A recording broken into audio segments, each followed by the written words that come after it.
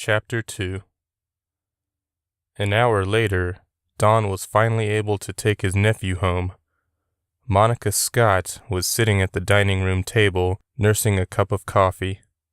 She jumped from her seat the moment Don opened the front door. He looked at his worried wife as she approached them. She was as beautiful as the day he met her, even though she looked terrified now.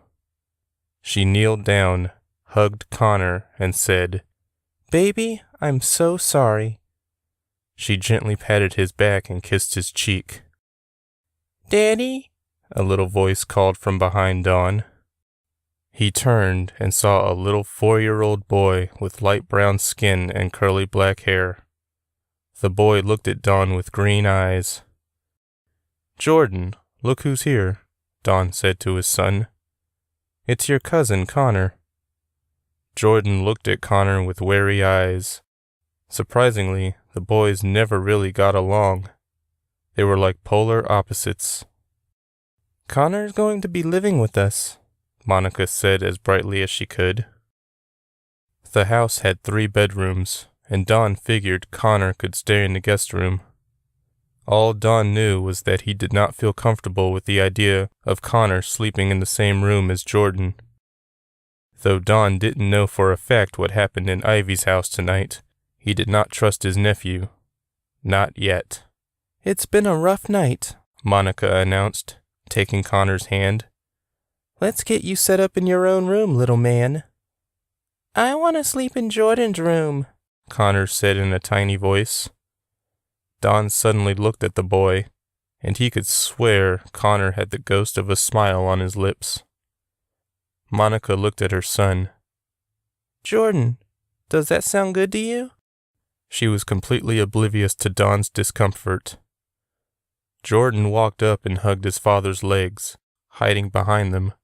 He shook his head at his mother. "Why not?" she asked, a bewildered smile on her face. "He's your cousin." Jordan didn't answer. "Honey," Don broke in, "let's just put Connor in the guest room for now, and we'll figure everything out later." He'd said it as kindly as he could, and Monica merely shrugged and escorted Connor to the room at the end of the hall. As Connor passed, he never took his eyes off of Don. While Monica took care of Connor, Don tucked his son in. Jordan didn't look the least bit comfortable as he lay in his bed. Don didn't blame him. "Are you okay, buddy?" he asked his son. "I don't want him living here," the boy replied quietly. Don sighed. Something really bad happened at his house, and we're the only family he has. Both of Ivy's parents were dead. "I don't care," Jordan said. Don ruffled the boy's hair. "I know, but it's not his fault what's happened to him." Don meant that in more ways than one, but he couldn't explain that to his son. Not now, anyway.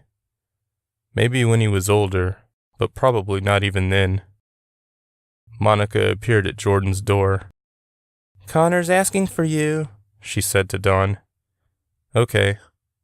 He kissed Jordan on the forehead and left the room. He passed the master bedroom to get to the guest room.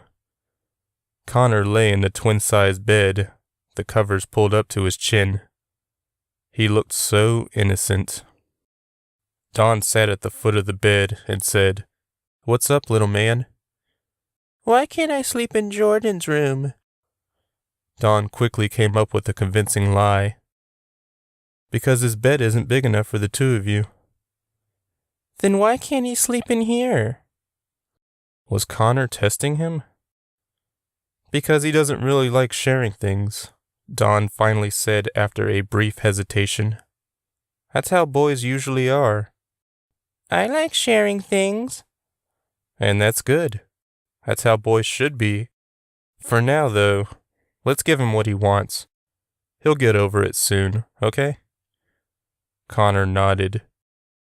Don sat there, studying his nephew. He wanted to ask him what really happened tonight, to tell him that he would understand if it was, in fact, Connor himself who'd committed the murder. But what if Connor didn't do it? There was no doubt in Don's mind that he was responsible, but in case he hadn't, Don didn't want to scare his nephew unnecessarily. "Are you going to be okay tonight?" Don asked. "Do you need a nightlight or anything?" Connor shook his head. "Want me to leave the door open?" He nodded. "Okay, your Aunt Monica and I are right next door, so if you need anything, come and get me, okay?" Connor nodded again. Don walked to the door, turned off the light, and went to his own room. He and Monica usually closed the door before going to sleep. Tonight, Don left it open. A little after midnight, Don thought he heard footsteps on the wooden floor of the hallway. He listened wearily for a moment, looking in the general direction of his open door, but when he heard nothing further, he went back to sleep. Jordan, however, did hear more footsteps from his room, and he did not go back to sleep. He stared at his closed door, which was streaked with moonlight coming through his open blinds. He watched as the doorknob turned. He watched as the door opened. Jordan covered his head with his blanket before he could see who or what was standing outside his room. The next morning, Don went to the guest room to check on Connor. The boy wasn't there. The bed was empty, the covers disturbed. Don quickly checked the rest of the room to make sure his nephew wasn't hiding. He then checked the bathroom across the hall. Nothing. He looked to the end of the hall and saw Jordan's door cracked open. His heart lurched as he quickly made his way there, his bare feet slapping the floor. He was faintly aware of the sound he made and how similar it was to what he'd heard last night. Connor had gone to Jordan's room. Don stood just inside his son's room. There was something bundled under the covers, but Don couldn't tell what it was. He ran over to the bed. He pulled back the covers. Relief flooded him as he saw his son lying there, resting peacefully. But where was Connor? Something grabbed hold of Don's ankle. He let out an involuntary yell of surprise, scaring Jordan awake. Don looked down at the hand clamped to him. It was a small hand, a child's hand. A face appeared from under the bed, smiling up at him. "Good morning, Uncle Don," said Connor. "You scream like a woman," Monica said to Don at the dining table moments later as she placed 2 bowls of cereal in front of Jordan and Connor. It wasn't a scream, it was a yell, a manly yell. She laughed as she grabbed herself a cup of coffee. Don looked at Connor, who was looking back as he slowly ate his breakfast. Did Ivy see what Connor had done? Did she understand what happened? Did Ethan ever tell her about the curse before he died? Don wanted to see her, to talk to her, but he doubted he would get the chance to do so anytime soon. He didn't know the procedure when it came to visiting murderers in jail.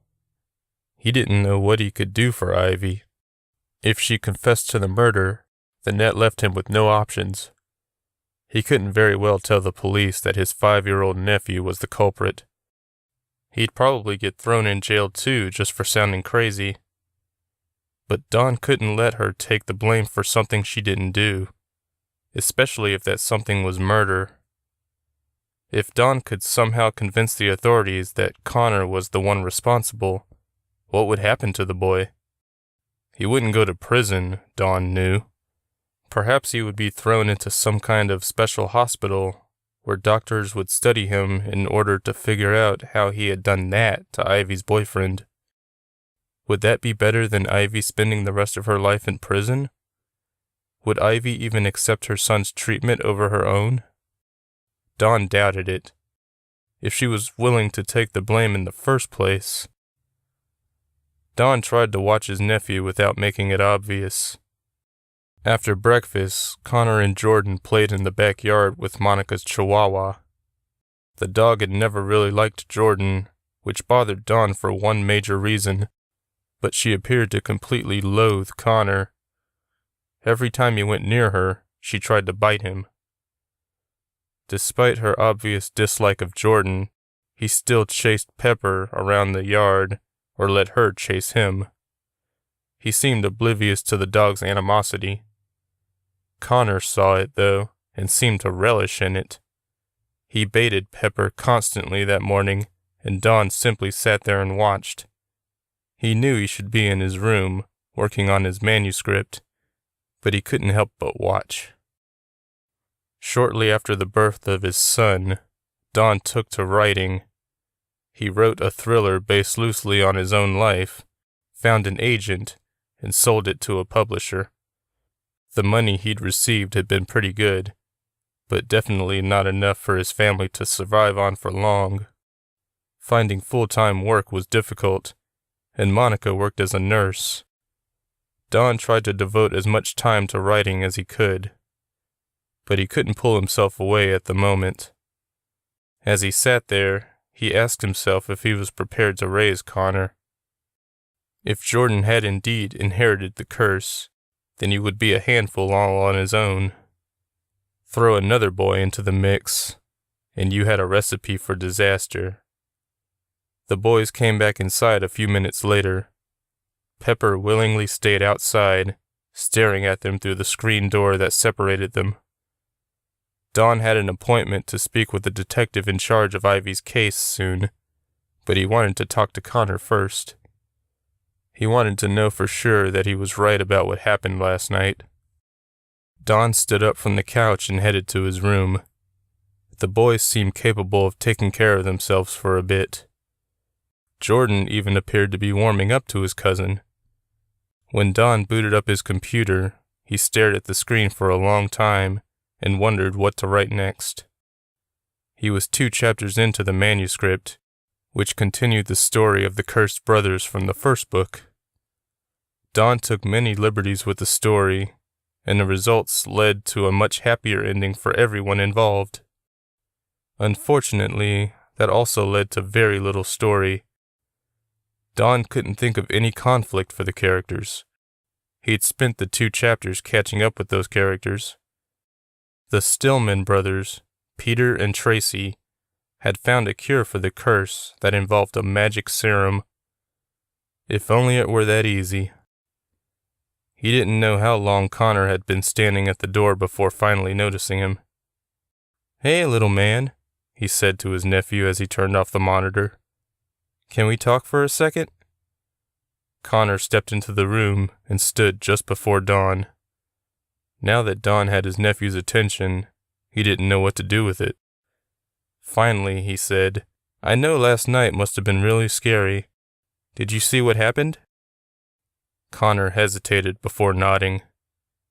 "Lewis was hurting Mommy." Don raised his eyebrows. He was hurting her?